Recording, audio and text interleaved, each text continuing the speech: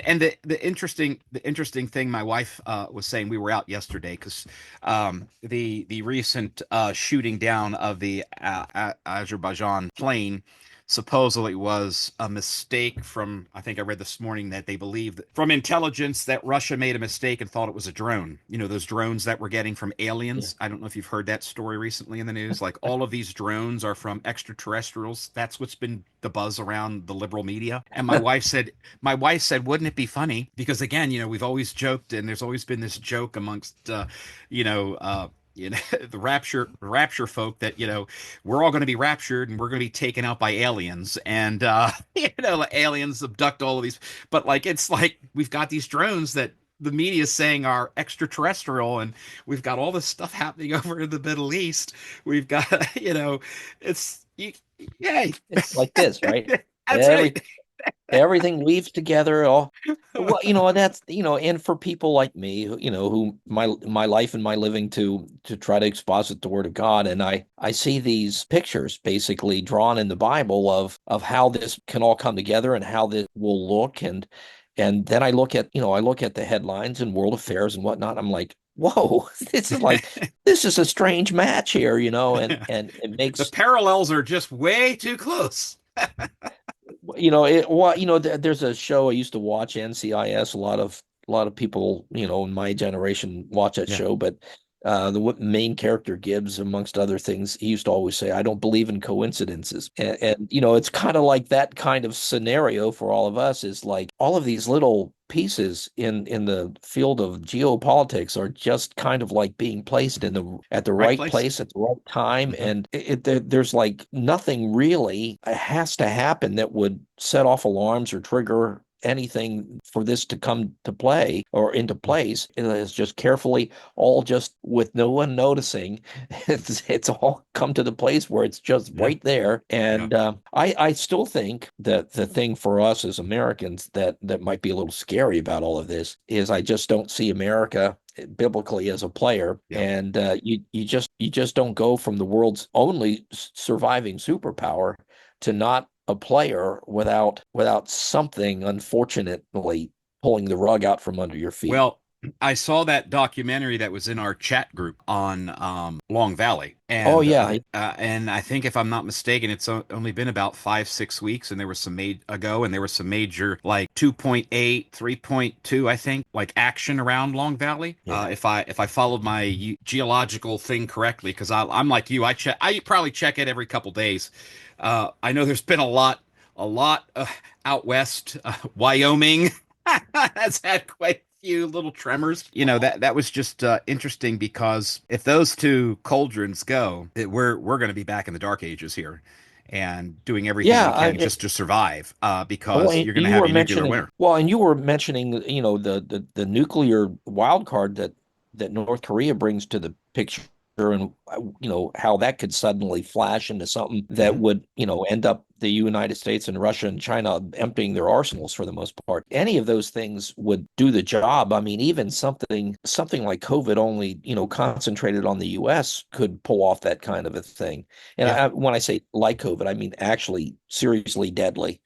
COVID, it's not that it wasn't deadly. It's just that, the whole affair was so oversold in the press. It's really hard to try to get a handle on exactly how deadly and dangerous that whole thing was. But The but the oth- I'm anything sorry, I could didn't mean take to. the US down. And it doesn't have to destroy the US, it just has to make it incapable of being a player. Well, I'll tell you, the other thing I was reading about. I'm going to pull it up here, because I know when we had talked before, we talked about how Israel was going to probably push out Hamas, push into Syria, and push into Lebanon, We look like targeting prophets, don't we?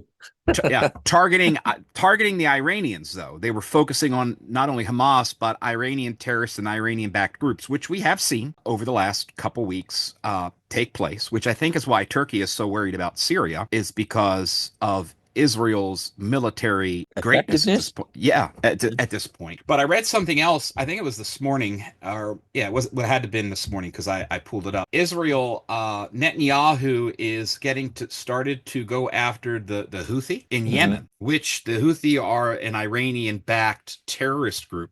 Now, if we look, I'm trying to figure out why this is important because Israel's over here and Yemen is way over here. From what I'm understanding, Israel struck the airports in Yemen, so all the way on the other side of the Middle East. Are they planning to go in like across the Middle East into Yemen? Are they planning to expand? I mean, it doesn't really say.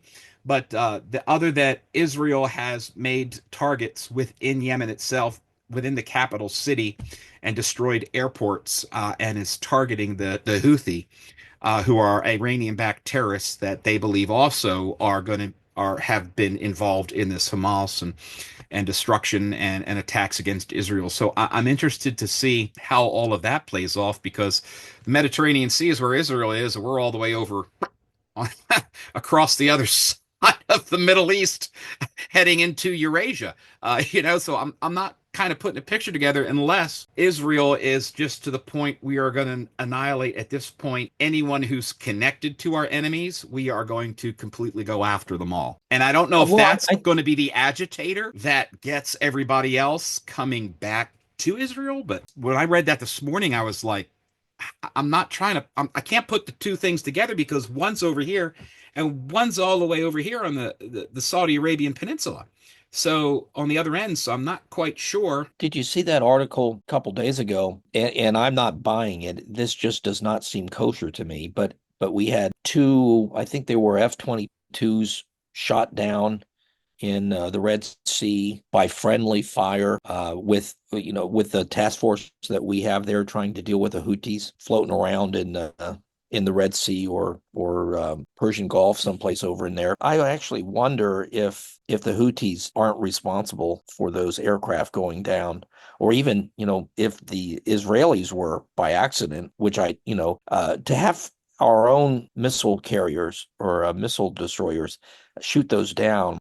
That's for me to believe. I mean, you would think we would understand the transponders and that it would be virtually impossible to do that. One, you would maybe say, oh, well, everything man-made has a flaw someplace, but to But two of them, have two go down, that kind of is stretching credulity, it seems to me. So there's something there that we're not being told. yeah. And so, it makes me think, why aren't we being told? And it's either someone did something that we didn't think that they could do and we weren't considering it, like maybe the Houthis, or it's something that a friend did, like Israel, that was completely accidental, but they don't want to get out in the press for fear that the kind of backlash that would Yeah. come Yeah. against Israel if that was the case. I mean, I don't know which way I lean on that, but I know this: I don't feel like we've been told the truth about Yeah. that. Now today there's an article about Israel renewing attacks in Yemen, so it makes you wonder, doesn't it? Mhm. If maybe the Houthis did not do something that they weren't supposed to be able to do. We That they're don't doing. want to put that in the press to let people know that we're Yeah. vulnerable, so our friends in Israel are doing some heavy lifting for us. So I guess it comes to that part where we always do at the end. So what do we think between now and the next time we have our show? What do we think is going to end up piecing together here? Because there's a lot of variables over the next 6 to 8 weeks. There's a lot of variables that are going to be into play here. We are just was it Watch Syria. 4 weeks away from a presidential inauguration. We have a whole bunch of stuff going on over, and you're saying watch Syria, so I'll let you start. I think between now and January 20th, which, that's Trump being inaugurated, we know that Putin is going to make moves in the Ukraine during that time. I think he's probably going to roll the dice, and we're going to see more of the kind of missile barrages that we've just seen recently, Yeah. for the Merry power. Christmas. Yeah. He's going to try to get that done as soon as he can in that period. So, from January or from December 20th to January 20th, we already seen, at Christmas time. I think in the next week or so, he's likely to do that at least once or twice more, um, because he'll want to get that done early in that month rather than later in that month. I think he wants to would want to have the last week before Trump comes into office to be something that is, not marked by massive questionable attacks from Russia. So that's what I think he'll probably do. And then I think Putin is looking to make a deal with Trump. I think he wants out of Ukraine. I think he realizes that it's highly doubtful that he can be forced out of the areas that he wants, like the Crimea and the Donets. I think that he's going to be open to some kind of dealing, and I think the Ukraine is going to have it jammed down their throat, whether they like it or not, mainly because they can't fight it on their own. I think, look out there. But the thing in Syria that I think that will be a telltale sign is how entrenched does Turkey push its presence in northern Syria? What are they doing that looks like it's basically preparing a staging area? And as far as Yemen goes, that's a little bit of a wild card. Well, that's what I said when I read it this morning. I'm like, what in the world are they thinking?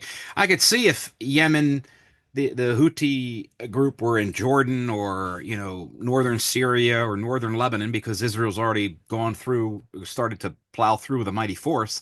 But this is on the other side of the peninsula, and I was just trying to piece the thing together. I'm like, to me, there's a couple pieces of the puzzle that are missing. Like you said, some things that we maybe aren't being told. But what do we should we be thinking about when it comes to our lovely Israel and what's going on over there? I mean, because the reality is, it's just a matter. It seems to me that Israel has its areas secured Yeah, militarily as best as it can, that the presence of that military is strong, much stronger than I think the Arab countries thought they would be.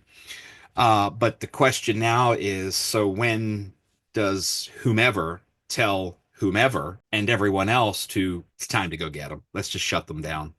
Obviously, there's a few players that have to be off that table, one of them being the United States. And I don't even think they even have to officially be off the table. I think the Arab world will do whatever it wants to do. And like you said, we'll all be we we'll have to be do is be preoccupied. preoccupied, right? All that would have to happen is for the United States to be preoccupied in, and something like Yellowstone or Long Valley certainly would accomplish that. But it doesn't have to be. It doesn't have to be at that level. It could be at something less that's large, significant enough to require the United States to basically say, "Take care of yourselves. We got things to worry Yep. about at home." All you got to do is blow up enough static up in what is it across from the middle of the country to blow out all of our electronics or something like that, and that'll put us Yeah. back for a while, and it'll take forever to fix. So there's a great thing. There's a great idea for you, China. It's interesting. When we were talking here at the beginning, you were talking about those on the left with the woke agenda. I actually am having Chris Roseborough back on the show. We're doing a taping in January. I don't know if you followed my two shows with him. The one was just talking about, how he got into exposing a lot of these false prophets out there. The last one we talked about the myths of cessationalism and myths within continualism that exist. And he focuses on three things that he really, kind of focuses on. One is he's anti Rick Warren. So he talks all about those. He focuses on the false prophet kind of idea, all of the people who were out there, because he came out of, I forget what the cult was, but he was there for like years and came out of some massive, weird, charismatic cult out. And when I say weird, it was weird out in like Washington State or something. But he also addresses woke theology and basically shuts it down. And so when I talked to him last time, we were talking about it. So he's coming back on the show. And I guess to better understand the woke agenda and woke theology, we have to have a better, clear understanding of what modern and postmodern are. So he's going to come on and do that.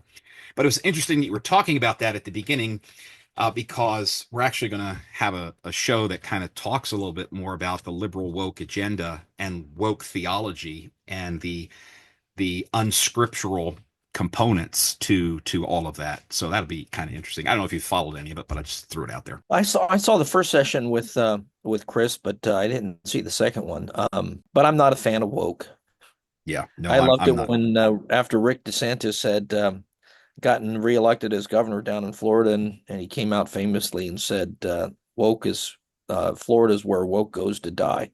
I love that. Well, Steve, it was great to go over some of these recent events. And it's been a while since we connected, so it was good to kind of get up to date. And great to have you on the show again as we tackle news through the eyes of Scripture, and we look at some of the events here in the United States, as well as some of the events happening over, especially in the Middle East and around the world. I'm Mike Beckett, I'm Steve Winters. and we'll see you next time here on the show. Have a great day.